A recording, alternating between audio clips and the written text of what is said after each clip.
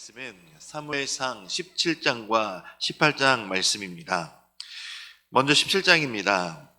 17장은 다윗의 데뷔 무대로 다윗과 골리앗의 전투 현장을 중심으로 펼쳐지는 이야기입니다. 그래서 17장은 골리앗을 물리친 다윗이라는 제목으로 요약되어 왔었습니다. 자신보다 큰 적을 무찌른 작은 소년에 대한 것에 초점이 맞춰지지만 사실 이러한 내용의 배경에는 다윗의 신앙 고백이 우선되어야 합니다. 우리 17장 45절에서 47절 말씀을 함께 읽겠습니다. 다윗이 블레셋 사람에게 이르되 너는 칼과 창과 단창으로 내게 나아오거니와 나는 만군의 여호와의 이름 곧 내가 모욕하는 이스라엘 군대의 하나님의 이름으로 내게 나아가노라. 오늘 여호와께서 너를 내 손에 넘기시리니 내가 너를 쳐서 목을 베고 블레셋 군대의 시체를 오늘 공중의 새와 땅의 짐승들에게 주어 온 땅으로 이스라엘의 하나님이 계신 줄 알게 하겠고 또 여호와의 구원하심이 칼과 창에 있지 아니함을 우리에게 알게 하리라. 전쟁은 여호와께 속한 것인즉 그가 너희를 우리 손에 넘기시리라. 아멘. 바로 이 말씀에서 고백한 내용이 바로 다윗이 평소에 지니고 있었던 믿음이었습니다. 다윗은 하나님을 향한 믿음의 결단과 하나님이 주시는 용기를 가지고 담대하게 골리앗을 향해 달려갔고 하나님은 이러한 다윗을 도와 골리앗을 다윗의 손에 넘겨주시며 이스라엘에 승리하게 하셨습니다. 결국 다윗도 용기가 있는 사람이었지만 그 용기 이전에 그 다윗이 가지고 있던 용기는 바로 자기 안에서 나왔던 용기가 아닌 하나님을 향한 믿음이 전제적으로 깔려 있다라는 용기입니다.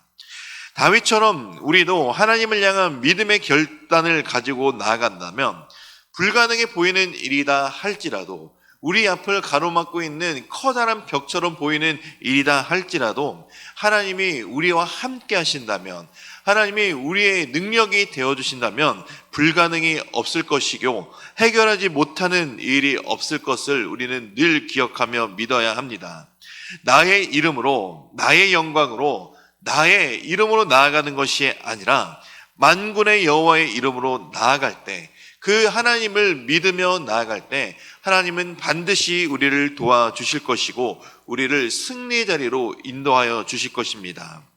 하나님의 하나님 되심이 무시되고 있고 모욕을 당하고 있는 현실 속에서 다른 이스라엘 민족은 침묵하는 가운데 오직 다윗 한 사람만 분노하였고 그 현실을 극복하려는 신앙의 담대한 움직임을 통해 하나님은 다윗을 사용하신 것처럼 이 세상 속에서 주님이 우리를 불러주신 이유가 있다라는 것을 우리는 늘 기억해야 합니다. 하나님이 하나님 되심이 드러나지 않는 이 세상 속에서 하나님이 우리를 부르신 것은 우리를 통해 살아계신 하나님을 증거해야 된다라는 것을 하나님이 우리에게 주신 사명이다라는 것을 우리는 늘 기억하며 주님이 우리를 사용하시는 것에 우리는 바로 알고 이 세상을 담대하게 믿으며 승리하며 나아갈 때 주님이 우리와 함께 하신다는 사실을 늘 잊지 마시기 바랍니다. 18장입니다. 17장은 다윗의 데뷔 무대를 다루고 있다면 18장은 다윗이 새 역사의 주인공으로서 자리를 굳혀가는 과정을 다루고 있습니다. 다윗의 부상을 드러내기 위해 한편으로는 점점 타락해가고 쇠락해가는 사울 왕의 모습이 또한 부각될 수밖에 없습니다. 따라서 18장은 자연스럽게 다윗과 사울의 여러 방면에서 대조시키는 것을 방식으로 내용이 전개되어지고 있습니다. 즉 뜨는 별인 다윗과 지는 별인 사울의 대조가 18장의 중요한 그림이라고 할 수 있습니다. 18장이 은연중에 강조하는 것은 17장에서의 다윗의 영웅적 등장이나 그 이후에 사울을 대처하는 인물로서의 정착이 어찌 보면 우연한 사건과 우연한 일이 아닌 바로 하나님의 섭리 가운데 하나님의 역사신 가운데 이루어졌다라는 것입니다. 18장은 다윗이 지혜롭게 행하였다는 것과 하나님이 다윗과 함께 했다는 것을 반복적으로 언급하고 있습니다. 18장 12절과 28절 두 절 말씀으로 함께 읽겠습니다. 여호와께서 사울을 떠나 다윗과 함께 계심으로 사울이 그를 두려워한지라. 여호와께서 다윗과 함께 계심을 사울이 보고 알았고 사울의 딸 미갈도 그를 사랑하므로. 아멘. 하나님이 다윗과 함께 하셨기 때문에 다윗은 지혜롭게 행할 수 있었습니다. 하나님의 함께 하심이 바로 다윗의 지혜였기 때문입니다. 17장에서 골리앗을 상대하러 나간 다윗의 외침인 만군의 여호와의 이름으로 나갔던 이 외침은 다윗이 하나님을 결코 떠나지 않은 사람이었다라는 것을 증거하는 것이기도 합니다. 그러나 한편으로 하나님이 다윗과 함께 하셨지만 이제 사울 왕을 떠나셨음을 또 12절을 통해 알 수 있습니다. 그리고 다윗의 지혜롭게 행하는 것은 사울이 악신에 들려 정신이 나가고 다윗을 죽이려는 간계를 꾸민과 또한 대조를 이루게 됩니다. 바로 하나님의 함께하심과 하나님의 떠나심에 대한 극명한 차이, 극명한 모습이 드러나고 있는 것입니다.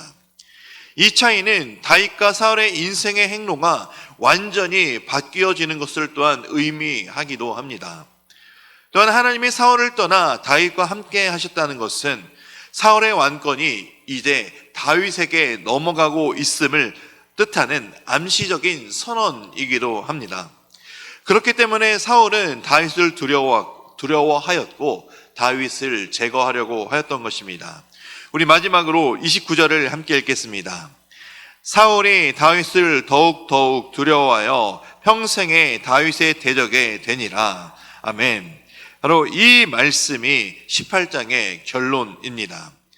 사울은 결국 하나님이 떠나게 되었고 사울 역시 하나님과 멀어지게 되었습니다. 또한 사람으로부터 멀어졌기 때문에 하나님이 떠나면 어떠한 모습과 어떠한 삶의 방향이 결정되는지 바로 이 사울의 모습을 보면 잘 알 수 있는 것입니다. 그렇기 때문에 우리는 사울처럼 하나님을 떠나는 사람이 되어야 되겠습니까? 아니면 다윗처럼 하나님과 함께 동행하는 삶이 되어야 되겠습니까? 우리는 다윗과 같이 언제 어느 순간 항상 주님을 바라보고 동행하는 삶이 되어야 합니다. 하나님은 다윗을 떠나지 않으셨고 다윗 역시 하나님을 떠나지 않았고 놓지 않았다라는 사실입니다. 하나님과 함께하는 삶을 살아갈 때, 하나님을 의지하며 하나님과 동행하는 삶을 살아갈 때 우리의 삶은 하나님과 함께 하시고 하나님의 능력이 우리의 삶 가운데 임할 것이며 하나님이 우리의 모든 삶을 인도하시고 우리의 삶을 이끌어 나가 주실 것입니다. 그러니 우리는 사울과 같은 인생이 아닌 다윗과 같은 인생이 되어야 합니다. 바로 하나님과 함께하는, 하나님을 늘 의지하는 삶, 그것이 바로 이 세상을 살아나가는 우리들의 삶이 되어야 함을 늘 기억하시기 바랍니다. 이제 하나님의 말씀을 읽겠습니다. 사무엘상 17장과 18장의 말씀을 경청하실 때 우리에게 주시는 하나님의 음성을 들으시기 바랍니다. 주의 말씀은 내 발의 등이요 내 길의 빛이니이다. 아멘.